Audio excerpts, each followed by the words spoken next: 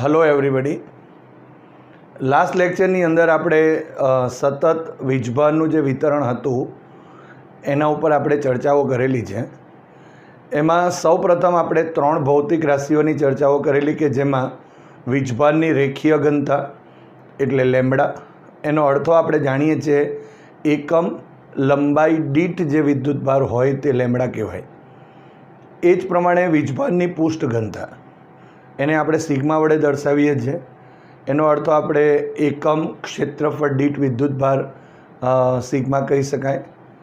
અને ત્રીજી જે ભૌતિક રાશિ હતી એ વીજભારની કદ ઘનતા, એને આપણે રો વડે દર્શાવીએ છીએ અને એને વીજભારની કદ ઘનતા કહીએ. એકમ કદ દીઠ જે વિદ્યુતભાર જે છે એ. લાસ્ટ લેક્ચરની અંદર આપણે આપણા પાસે વીજભારનું રેખીય વિતરણ અને વીજભારનું જે પૃષ્ઠ વિતરણ હતું એના પર આધારિત આપણે થિયરીઓની ચર્ચા કરેલી છે. આજે આપણે વીજભારનું જે કદ વિતરણ છે એના લીધે કોઈ એક બિંદુ P પાસેનું ક્ષેત્ર કેટલું હોય એના વિશે સૌપ્રથમ આપણે ચર્ચાઓ કરીશું. તો અહીંયા તમે જોઈ શકો છો કે જો વિદ્યુત ભાર, આપણે હેડિંગ લખી દઈએ, વિદ્યુત ભાર ના કદ વિતરણ ને લીધે કોઈ બિંદુ પાસે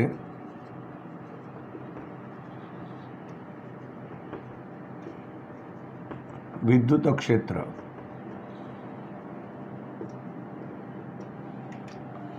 હવે ધારો કે આપણે અહીં જો યામાક્સ પદ્ધતિ દર્શાવી દઈએ તો આ રીતે 3 ડાયમેન્શનલ યામાક્સ પદ્ધતિ એક્સ, વાય અને અહીંયા ઝેડ, આ ઉગમ બિંદુ O છે, એને આપણે સંદર્ભ બિંદુ પણ કહીએ છીએ. અહીંયા ધારો કે કોઈ એક કદ વિતરણ, ધારો કે આ પ્રકારનું એક આપણે કદ વિતરણ લઈ લઈએ. અહીંયા કદ વિતરણ છે એટલે એમ કહી શકાય કે આ 3 ડાયમેન્શનલ છે અને તેથી એક નાનો સરખો સૂક્ષ્મ ભાગ જો લઈએ આ રીતે તો એ પ્રકારે આવશે. આવી રીતે ધારો કે આ જે નાનો સૂક્ષ્મ ખંડ લીધો એને આપણે કદખંડ કહીશું અને આ જે કદખંડ છે એનો સ્થાન સદિશ આપણે સ્મોલ r લખીશું. હવે આ જે આપણા પાસે લાસ્ટ ટાઈમ પણ કીધું છે એ ધન વીજભાર વિતરિત બી હોઈ શકે અને ઋણ વીજભાર વિતરિત પણ હોઈ શકે. હવે અહીંયા ધન હશે તો બહારની તરફની દિશામાં ક્ષેત્ર બતાવવું પડશે અને ઋણ હશે તો અંદરની તરફ. બીજી એક વાત, આપણે જે આ સૂક્ષ્મ કદખંડ લઈએ છીએ આ કદખંડ બહુ નાનો છે અને એટલા માટે આપણે એક બિંદુવત વિદ્યુતભારની જેમ એને આપણે લઈ શકાય કે બિંદુવત વીજભારને લીધે ઉદ્ભવતું જે વિદ્યુત ક્ષેત્ર છે તે કેટલું. અહીંયા એક વાત સમજી લો કે આ જે કદ છે એ કદ ધારો કે આપણે ડેલ્ટા V કહીએ અને એનો જે વિદ્યુતભાર છે એના પરનો એને આપણે ડેલ્ટા Q કહીએ છીએ. તો એના લીધે કોઈ એક બિંદુ કે જેનો સ્થાન સદિશ ધારો કે આપણે અહીં આ રીતે વિચારી દઈએ, અહીંયા બિંદુ P પાસે જેનો સ્થાન સદિશ આપણે અહીંયા કેપિટલ R કરીશું. હવે આ જો ધન છે તો એના લીધે આ બિંદુ P પાસે જે બિંદુ P છે ત્યાંનો સ્થાન સદિશ, કારણ કે આપણે અંતર લેવું પડશે, એનો સ્થાન સદિશ જે છે એને આપણે નામ આપીશું R ડેશ.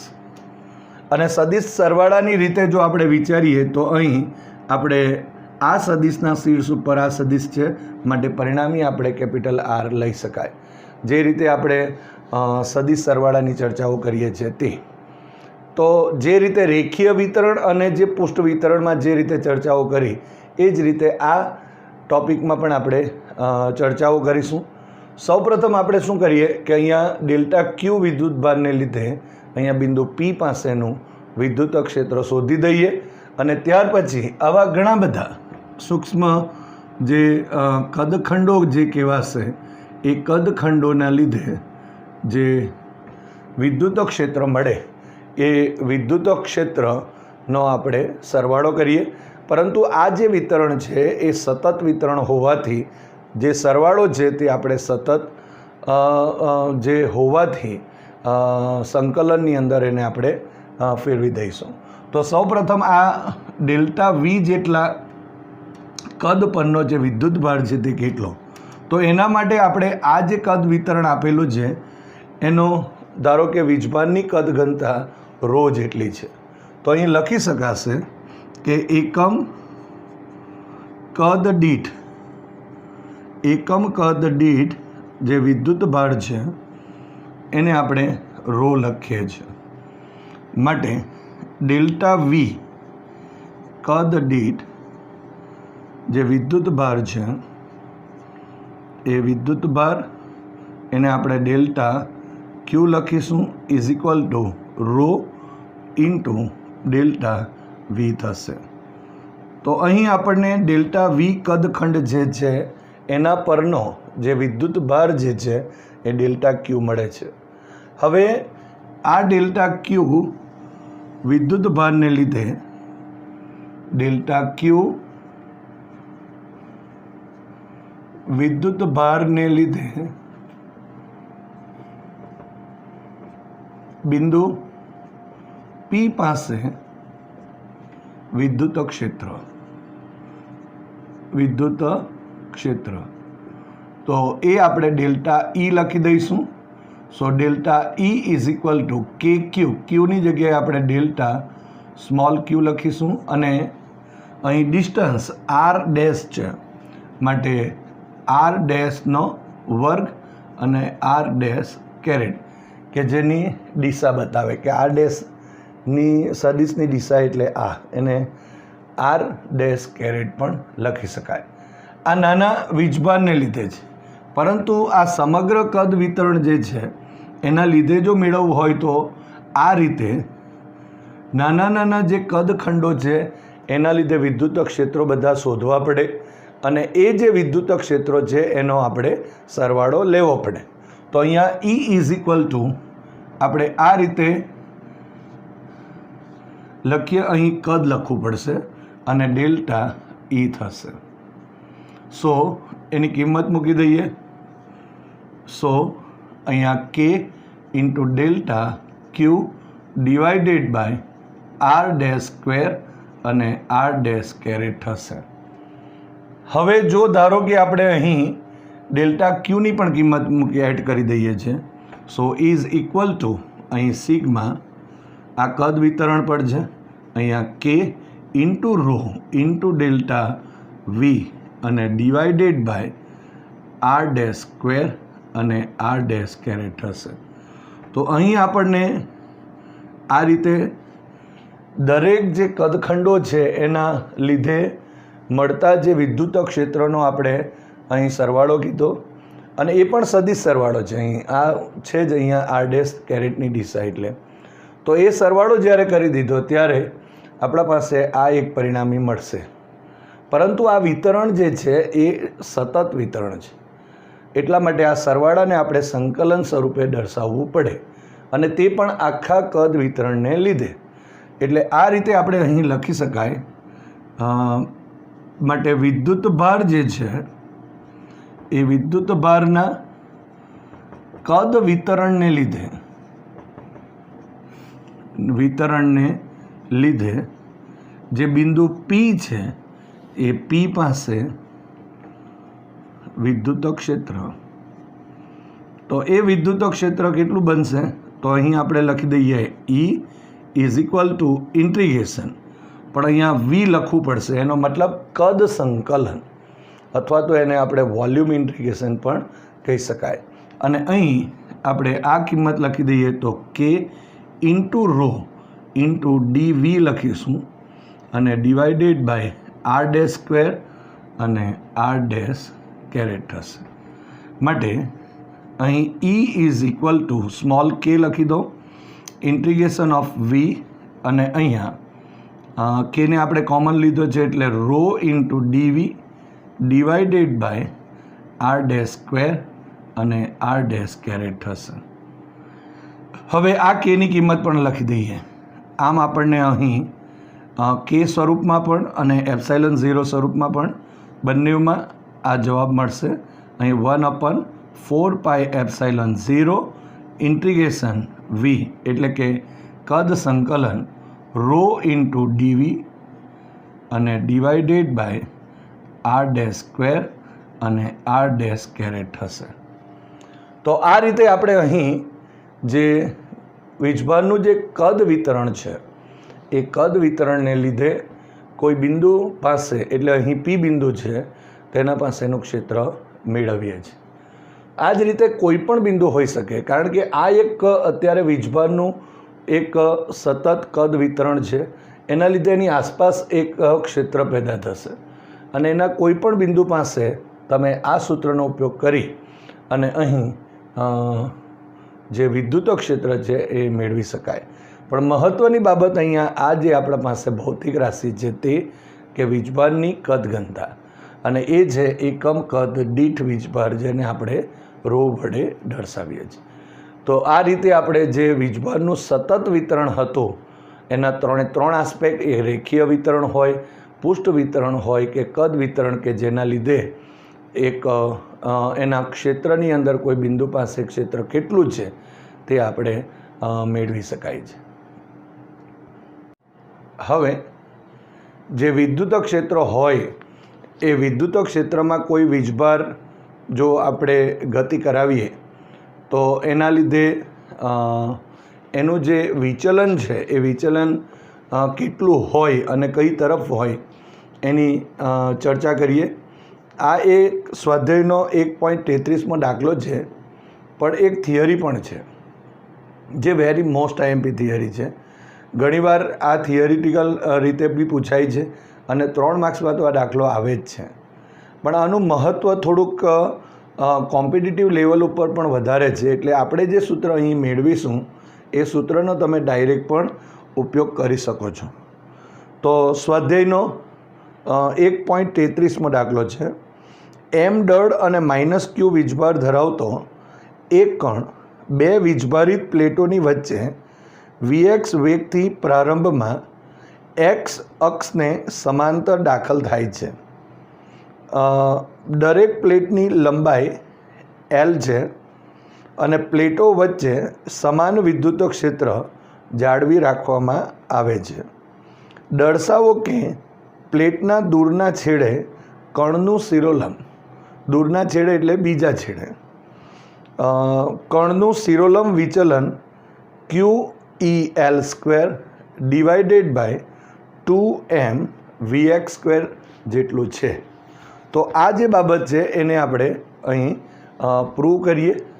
તો સૌપ્રથમ આપણે આકૃતિ ઉપરથી સમજી લઈએ કે અહીં કઈ રીતે એ વિચલિત થાય છે. તો અહીં આપણે સૌપ્રથમ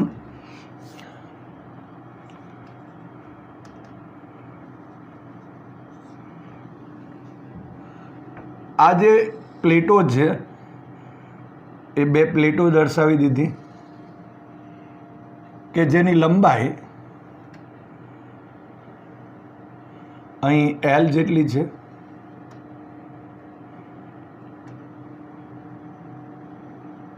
એટલે એનો મતલબ એમ થયો કે ધારો કે આ જો દિશા x બતાવી દઉં, અહીં મિડલ પોઈન્ટ જો આપણે લઈએ તો આ રીતે આ x દિશા છે, તો આ x = આપણે L લખાશે. હવે અહીં સમાન વિદ્યુત ક્ષેત્ર છે એટલે આ રીતે આપણે સમાન વિદ્યુત ક્ષેત્ર દર્શાવી દઈએ. તો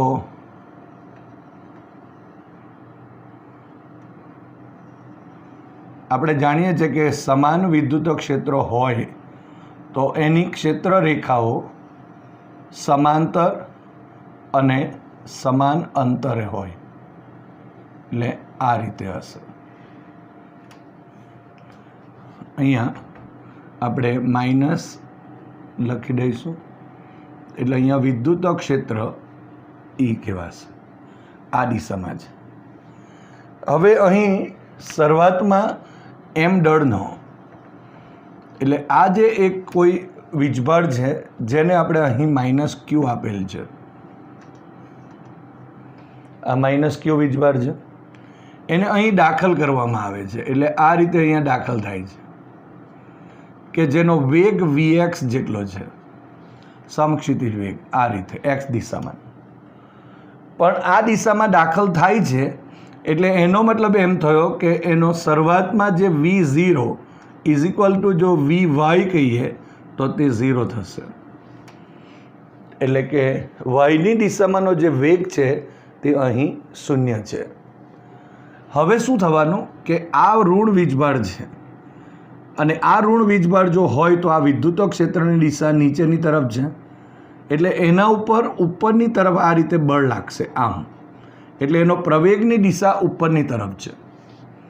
હવે આ પ્રવેગની અસર હેઠળ જ્યારે પણ એક ક્ષેત્રમાં આ રીતે ગતિ કરશે એટલે એના ઉપર ઉપરની તરફ આ રીતે બળ લાગશે અને એના લીધે એનો જે ગતિપથ છે એ આ રીતે વિચલિત થશે. હવે આ રીતે જો વિચલિત થાય તો અહીં આપણે જોઈ શકીએ છીએ આ પ્લેટના બીજા છેડે એટલે અહીંયા એનું વિચલન કેટલું, એટલે આપણે અહીં આ શોધવાનું છે, અહીં y શોધવાનો છે. બીજી એક વાત સમજી લો અહીં કે આ જે ગતિપથ છે તમે જોઈ શકો છો એ પરવલયાકાર થયો, એટલે જેવી રીતે આપણે પ્રક્ષિપ્ત ગતિની વાતો કરતા હતા એ ટાઈપની વાતો અહીં છે. એનો મતલબ શું થયો કે આ જે આપણા પાસે vx જે વેગ છે તે અહીં હશે તો બી આ દિશામાં જશે, અહીં હશે તો પણ આ દિશામાં જશે અને એ કોન્સ્ટન્ટ રહેશે. એમાં આ દિશામાં જે vx જે છે તે બદલાશે નહીં. એટલે એનો મતલબ એમ થયો કે સૌપ્રથમ આપણે શું શોધી દઈએ કે અહીંયા પ્રવેગ કેટલો છે તે, ત્યાર પછી આ વીજભારને આ અહીંથી અહીંયા આ ક્ષેત્રને પસાર થવા માટે લાગતો સમય કેટલો છે તે શોધી દઈએ અને ત્યાર પછી અચળ પ્રવેગી જે ગતિ સમીકરણ છે એનો ઉપયોગ કરી અને આપણે અહીં જે y જેટલું વિચલન છે એ આપણે શોધી દઈએ. અહીં આ બે પ્લેટ વચ્ચેનું અંતર પણ આપેલું છે, અહીં આપણે લખી શકાય, પણ એ અંતર કેટલું તો આ y કરતાં ડબલ છે એ પણ મેળવી શકાય. તો એની ચર્ચા આપણે આગળ કરીશું. ઓકે, અહીં આપણે સૌપ્રથમ શું કરીએ, -q વિદ્યુત ભાર પર સમાન વિદ્યુત ક્ષેત્ર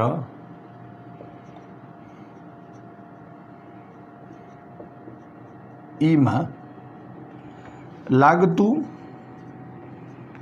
વિદ્યુત બળ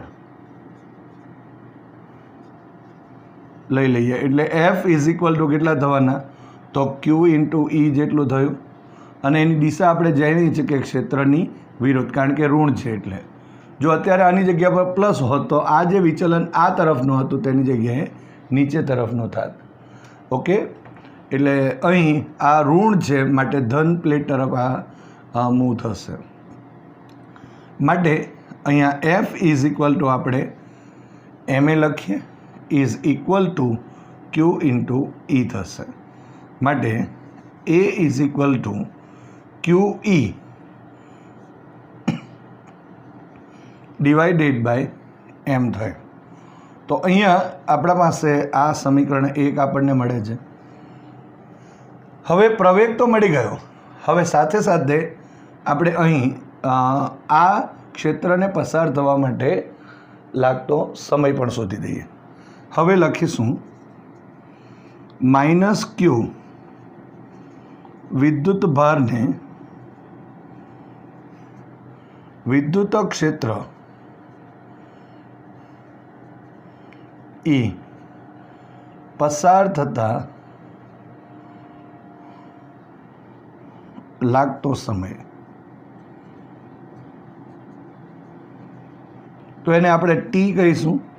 લંબાઈ કેટલી છે તો L જેટલી છે, અહીંયા લેન્થ આપેલી છે x is equal two L અને ડિવાઇડેડ બાય એક્સની દિશામાંનો વેગ એટલે વીએક્સ. વી એટલે અંતર ભાગ્યા સમય. અહીં આપણે સમય લેવાનો છે માટે અંતર ભાગ્યા જે વેગ છે તે લઈ લીધો.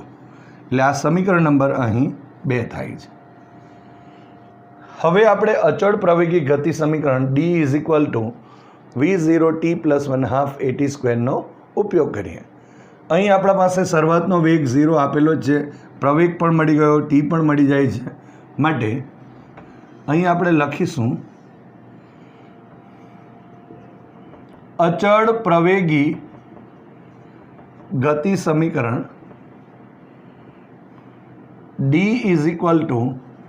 v0t + 1/2 at² પરથી પહેલાં આપણે બધી કિંમતો અહીં લખી દઈએ. d બરાબર આપણે શું લખીશું તો y, આ d એટલે આ વિચલન થયું તે, પછી v0 એટલે vy શરૂઆતનો બરાબર અને =0 છે. પછી t આપણને આપેલું છે અહીંયા L/Vx અને a અહીંયા q/e/m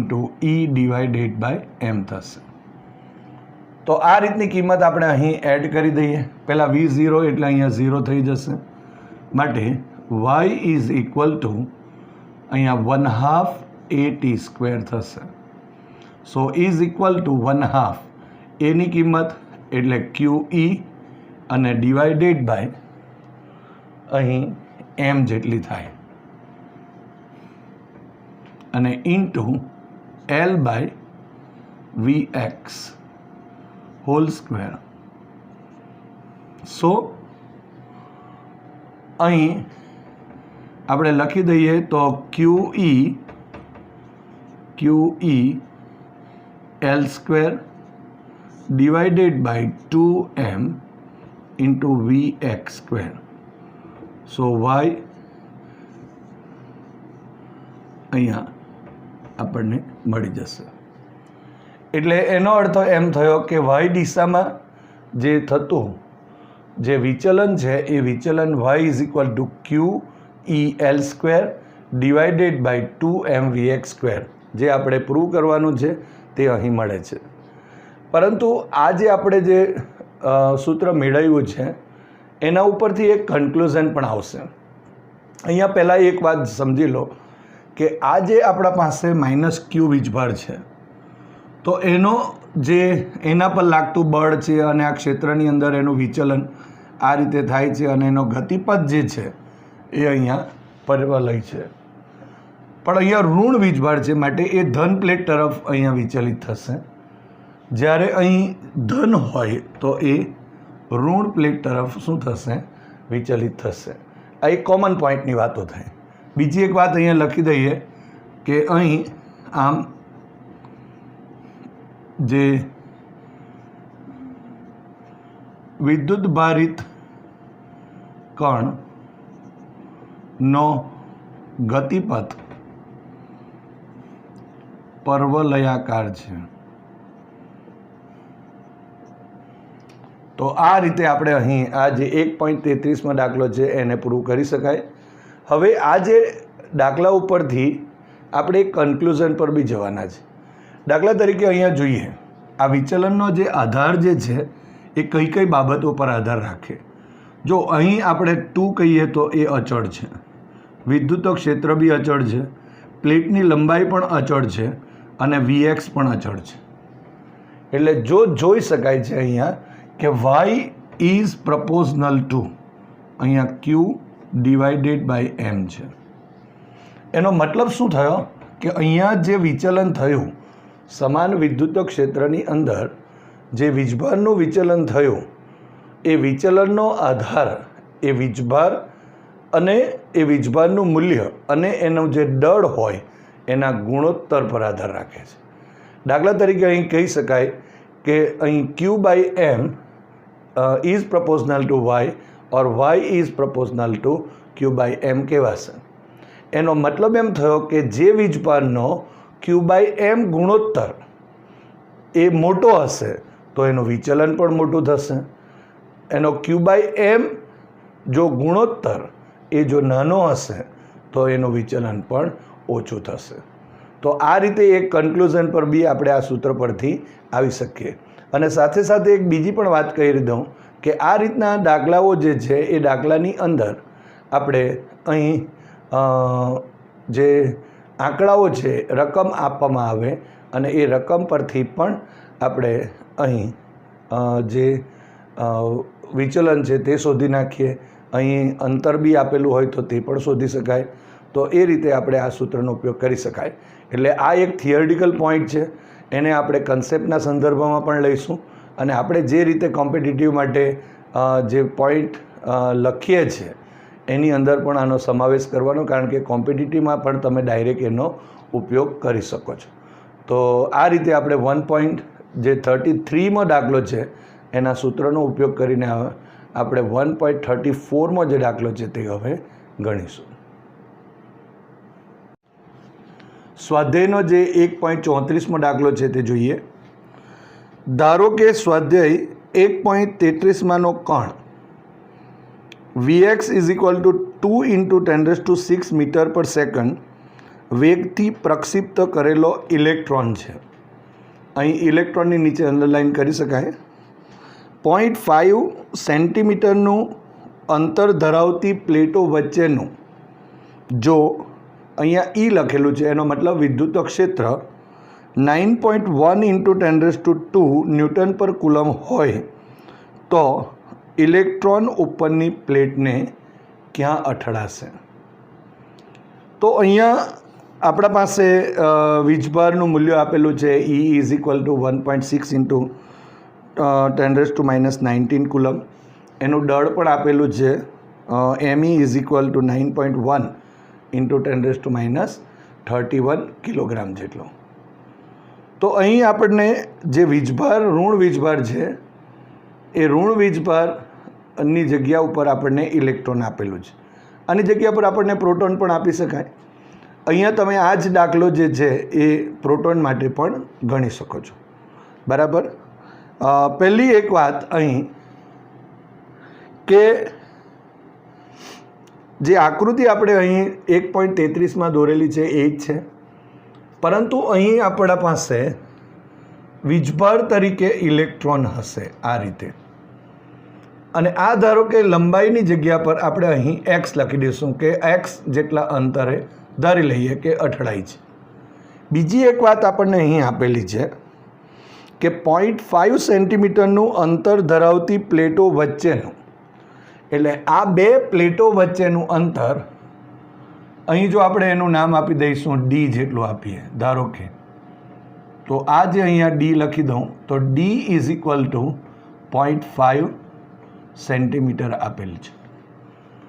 એનો અર્થ શું થયો કે અહીંયા yની જે કિંમત છે એ 0.5 / 2 જેટલી થશે, કારણ કે અહીંયા આપણે y એ આ d કરતાં અડધું છે.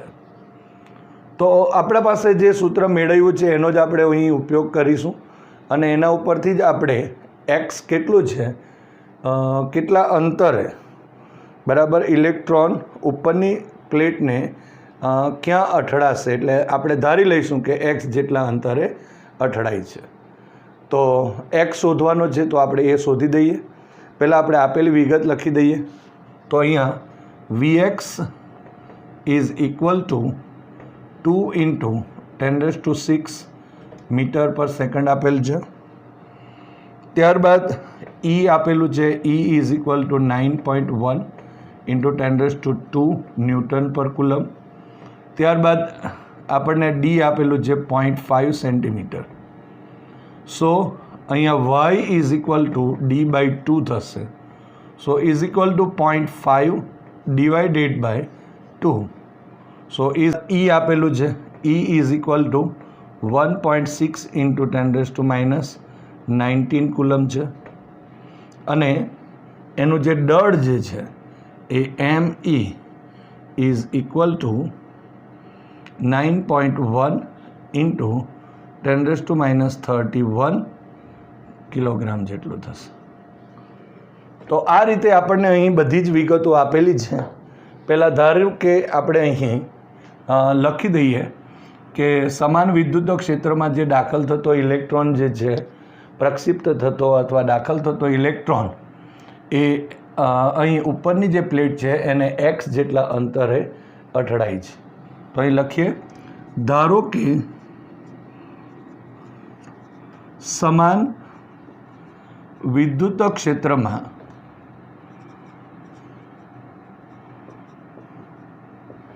જે પ્રક્ષિપ્ત છે ઇલેક્ટ્રોન ઉપરની જે પ્લેટ છે ઉપરની પ્લેટને x અંતરે અથડાશે. હવે આપણે વિચલન y ઇઝ ઇક્વલ ટુ જો લખીએ તો QE L² divided by 2m Vx². તો આ સૂત્ર પરથી લખીશું. હવે આ લંબાઈની જગ્યા પર આપણે અહીંયા L is equal two x લીધેલ છે. હવે અહીંયા y ઇઝ ઇક્વલ ટુ ક્યુની જગ્યાએ આપણે E લખીએ, E અને Lની જગ્યાએ x એટલે x² થશે ડિવાઇડેડ બાય 2. આ mની જગ્યાએ me લખાશે અને અહીં Vx² થયો. સો આપણે અહીં x શોધવાનું છે માટે x² ને સૂત્ર કરતાં કરી દઈએ. માટે x²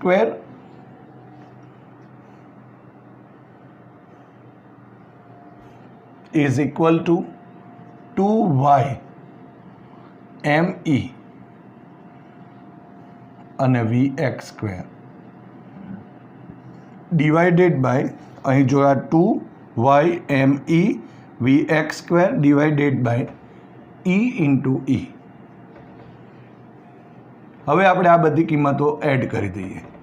so x² is equal to 2 into અહીં y is equal to d/2 is equal to 0.5/2 માટે અહીં 0.25 સેન્ટીમીટર થશે. સો અહીં y is equal to 2.5 into 10⁻³ metre થયો. તો એ લખી દઈએ 2.5 ઇન્ટુ 10⁻³ અને ઇન્ટુ એમઈની કિંમત એટલે 9.1 ઇન્ટુ 10⁻31 અને ઇન્ટુ અહીં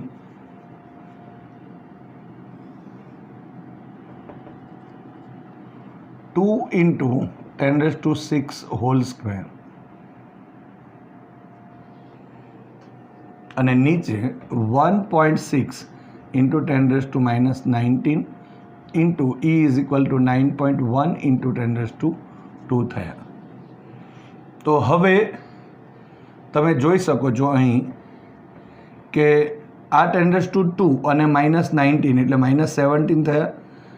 એ ઉપર જશે એટલે +17 થશે અને આ 10⁶ અને 2 એટલે 6 દુ 12 થયા એટલે 17 અને 12 જો આપણે કરીએ તો 29 થશે અને આ 31 અને 3 છે એટલે 34 થયા. માટે 29 પ્લસ અને આ 34 છે તે માઇનસ છે માટે 10⁻5 થયા.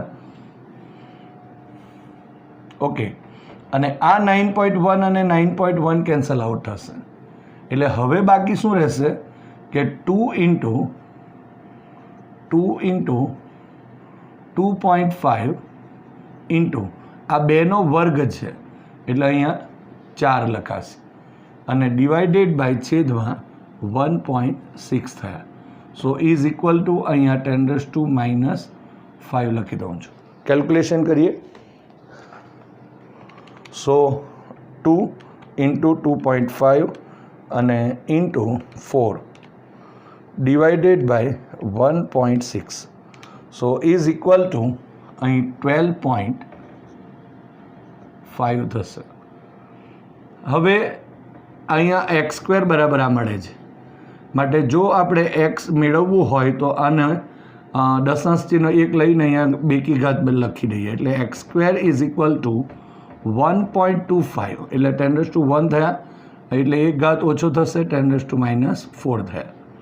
માટે x ઇઝ ઇક્વલ ટુ અહીં √1.25 અને ઇન્ટુ 10⁻2 થશે. આનું વર્ગમૂળ લઈ લઈએ. 1.25નું વર્ગમૂળ.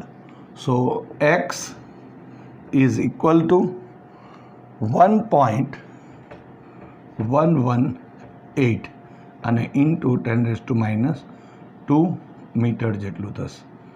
એનો મતલબ એમ થયો કે 1.118 સેન્ટીમીટર જેટલું પણ કહી શકાય.